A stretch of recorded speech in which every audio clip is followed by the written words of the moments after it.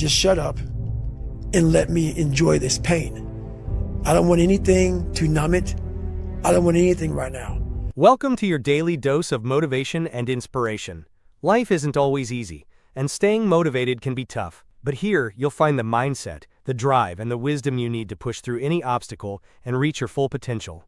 Let's be real, not every day feels like a win. But here, we don't settle. We rise, we push, we conquer. If you're ready to unlock the best version of yourself, you're in the right place. If you're ready to level up your mindset and unleash the beast within, you've come to the right place. Let's dive into some raw, unfiltered motivation from the legend himself.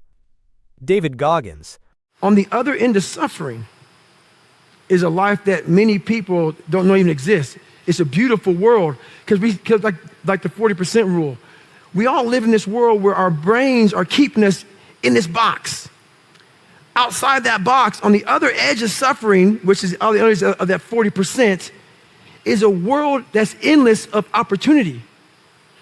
But we are afraid to go outside that box because in that box is comfortable. That's where all of our nice stuff, that's where the nice 4-lane highway's at. I know where the restrooms are at. I know where the gas stations are at. Outside that box, man, God gives you a shovel and says, man, start digging. That's not fun. But when you dig your own path to all kind of stuff that's unknown. And that's why I started realizing, man, like on the other end of this is some beautiful stuff. So I got outside my box and realized, man, 300 pounds, now look at me, I'm 185 pounds. And on the other side of the box was all this stuff. And I didn't know it was over there until I climbed the wall and saw it. So what wall are you climbing now? Man, right now I've climbed a lot of walls. There's no more walls anymore. The reason why is because I know how to climb. I was trying to figure out how to climb before. I got all the right gear, man. I got the ropes, I got the shoes, I got the chalk, I got the harnesses. I'm good, I'm not scared to climb anymore. I go to the rock, hammer it in, I got my belay and I'm good to go. So you gotta figure out how to climb first, and that's all. We all have a different way of climbing. That's why there's a lot of books out there on mental toughness. It's all crap. Why? Because it's a cookie cutter way. Life isn't cookie cutter. Like 3.14 is pi. It's how you figure out equations. We're all different equations. We all have a story. We all have to strengthen our mind to figure out our own equation. Once you figure out your own equation in life, you can then start picking away at how to be better. But you first have to figure out your equation in life. Once you figure that out, man, you can do anything. We live in a world that we want to be as comfortable as we can. And we wonder why we have no growth. We wonder why when the smallest thing in our life gets difficult, we wonder why we cower and we run away. Because we are kind of living our whole life is set up that way. Our whole life is set up in the path of least resistance. We don't want to suffer. We don't want to feel discomfort. So the whole time we're living our lives in a very comfortable area. There's no growth in that. So for me, I realized that. The reason I became 297 pounds is because that was comfortable. What was very uncomfortable was running. What was very uncomfortable was being on a diet. What was very uncomfortable was trying to face things that I didn't want to face. And I also realized when I was really big, I had no growth. Why? Because I was living comfortable. So I realized for me to find growth, I had to face all of these different things that made me very, very uncomfortable. One thing I faced was running. I absolutely hated running. But I knew for me to grow, I had to do this thing every single day. I wanted to start callousing my mind. I wanted to start becoming a better person. And how you become a better person, how you gain mental toughness, how you become the person you want to be, is constantly facing the things that you don't want to face. If you constantly run away from things that you don't want to face, how is there growth? How is there mental toughness? I can give you a class all day long about self-talk, visualization, eat an elephant one bite at a time. But if you're never putting yourself in a situation to actually practice these things, you're never going to grow. I can't put you out there we're all going through a battle in our mind. A warrior is not a person that carries a gun. The biggest war you ever go through is right between your own ears. It's in your mind. We're all going through a war in our mind, and we have to callous our mind to fight that war and to win that war. I was in the Air Force for about 4 years, and my big thing was I wanted to be Air Force pararescueman, some of the best medics on the planet Earth. As I got in the program, I started realizing that they had this thing called water confidence. Basically, they make you very uncomfortable underwater. So I realized at that point in time that I hated being underwater. I hated holding my breath. For 6 weeks, I hung in the program. I didn't sleep at all for fear of going back to the pool, for fear of drowning in my head. About 6 weeks in, we have this physical, and they realize I have sickle cell trait. Back in the day, I used to lie about whatever made me feel insecure. On my official paperwork out of pararescue training, it has David Goggins left on a medical. But the truth of the matter is, I left because I quit. I had to find a different job in the Air Force. In 4 years being in the Air Force, I gained 125 pounds. I get out of the Air Force, and I'm working for a job spraying for cockroaches. 40 restaurants I was in charge of. I go in there at nighttime and I spray. I would stop at Steak and Shake, get a large chocolate milkshake. I would go across the street to 7-Eleven, get a box of mini donuts. On my way home, I'd be popping donuts like Tic Tacs.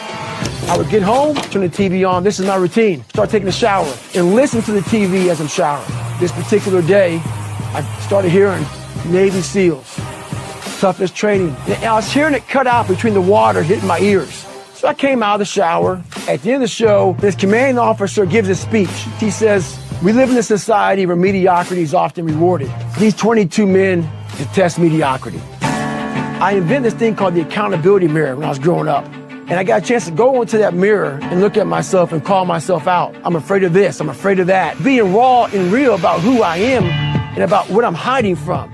And so to overcome all this, my bright idea was to try to become the one thing I was afraid of. Your mind is so powerful, and I didn't realize it.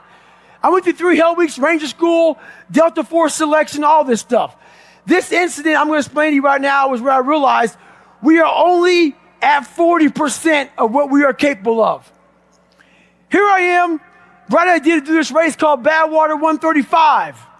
I Googled the 10 hardest races in the world. What came up? Crazy race in Death Valley. Summertime, 135 miles. I knew nothing about ultra running. I thought you would camp out, run 20 miles. Then one day, then run 20 miles again until you get 135 miles. I had no idea what I was doing. Called the race director up. He's like, hey, have you run 100 miles? I was like, what, in a week or what? What are you talking about? He's like, no, in 24 hours or less. I said, no. He goes, you got to qualify to get in this race. You have to run 100 miles in 24 hours or less. He was trying to call my bluff. I call him up on a Wednesday. He goes, hey, there's a race in San Diego on Saturday where it's a 24-hour race where you run around, a track, a 1-mile track for 24 hours. And if you get 100 miles, I will consider you in my race. It really helps to be smart, people. And I was not smart in this situation. I said, I did the math. It's about a 14-something minute mile. I can do that. Anyway, I show up on Saturday with the blue lawn chair, Ritz Crackers Mileplex, and my ex-wife. And every mile I'm going to see her, I'm going to grab some Ritz Crackers and some Mileplex. I don't know what the hell I'm doing, but it's bliss. That whole ignorance is bliss thing. So I get to 70 miles pretty damn fast. I get to 70 miles in like 12, 13 hours. What do you think happens to your body when you haven't trained for that kind of mileage? A lot of bad things. But I thought I was in good shape. It was amazing. So I hadn't gone to the bathroom at all. I sit down, big mistake. I sit down in this blue lawn chair. I sit down, looking at my ex-wife. I'm seeing like 3 or 4 of her. And I'm like, this is not good. So I'm trying to play it off because I know where I'm about to go. So I'm sitting there, and when you haven't gone to the bathroom, you're dehydrated, your nutrition's all jacked up. You sit down, you got to go to the bathroom now. So I look at my ex-wife and go, do you love me? She said, yes. Why? I go, because I want to take a shit on myself right now. Because I can't stand up because my blood pressure's all messed up. So I'm sitting there literally pooping up my back and peeing blood down my leg. She's a nurse, so she's concerned. And I'm telling you right now, there's one thing you never want to hear as a black person. She said, you're starting to turn white. So I'm sitting there and I'm all jacked up. And I'm like, okay, how in the world am I I got 30 miles to go.